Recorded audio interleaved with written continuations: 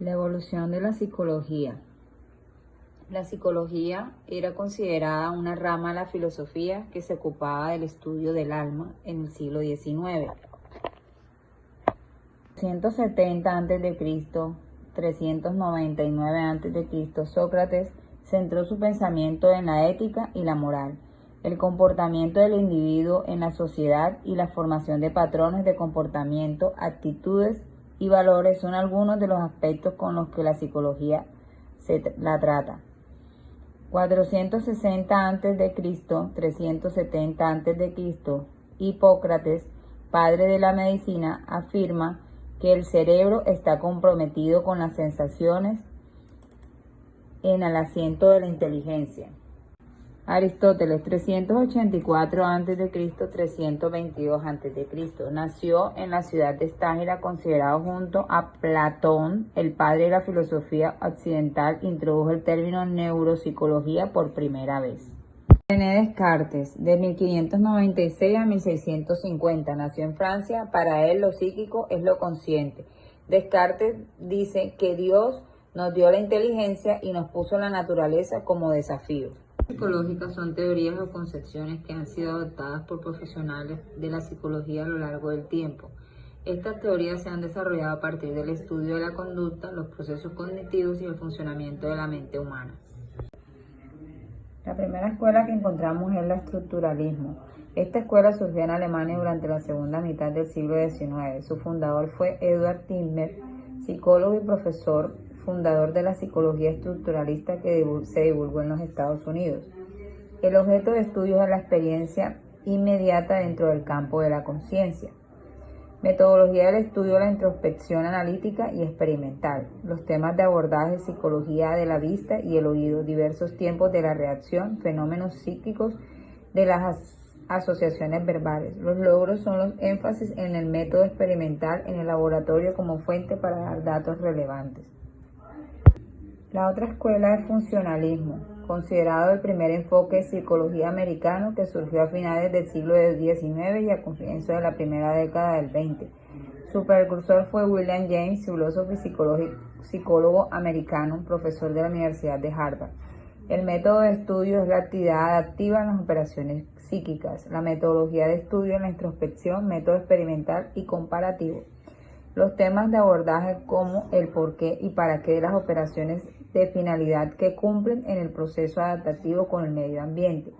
Los logros es la importancia de las posibilidades adaptativas de los procesos psicológicos, atención a las diferencias individuales e importancia de las aplicaciones de la psicología. El conductismo se creó a mitad del siglo XX, se configura como una nueva escuela con elevada repercusión. Su fundador fue John Watson, psicólogo americano. Consideraban que el estudio del ser humano era a través de su comportamiento.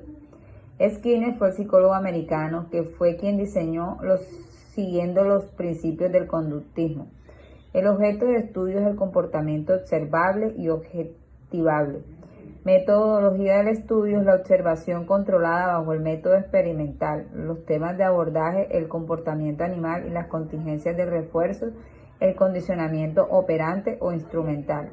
Los logros son los cambios, el propósito principal de la psicología hacia la solución de verdaderas problemáticas relacionadas con la conducta humana. Además, ha aportado con programas para la base de la modificación de conducta a través de la triple contingencia y técnicas conductuales. La escuela Gestalt se desarrolló a principios del siglo XX. Algunos de sus representantes fueron Max Westerner, Kurt Konfa y Wolfgang Körner.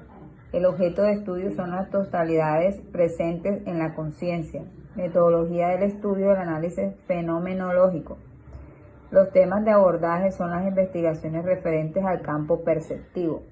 Los logros, la psicología Gestalt ha permitido descubrir gran cantidad de hechos nuevos en campo de la percepción y explicar fenómenos difíciles de comprender como las ilusiones perspectivas.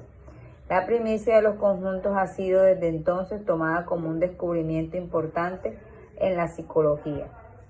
El psicoanálisis surgió a finales del siglo XIX. Los autores más representativos fueron Sigmund Freud, médico y neurólogo creador del psicoanálisis. Utilizó la hipnosis como técnica de investigación. Objeto de estudio: la vida psíquica inconsciente. Su metodología de estudio: el método clínico de la asociación libre. Los temas de abordaje son los diversos desarrollos teóricos referentes al campo de la psicopatología, neurosis, psicosis y percepción. Los logros, su principal aportación a la psicoanálisis en la teoría del inconsciente colectivo, asegurando que los arqueotipos representativos en los mitos viven en el inconsciente colectivo como una herencia del pasado y los utiliza para explicar la personalidad del ser humano.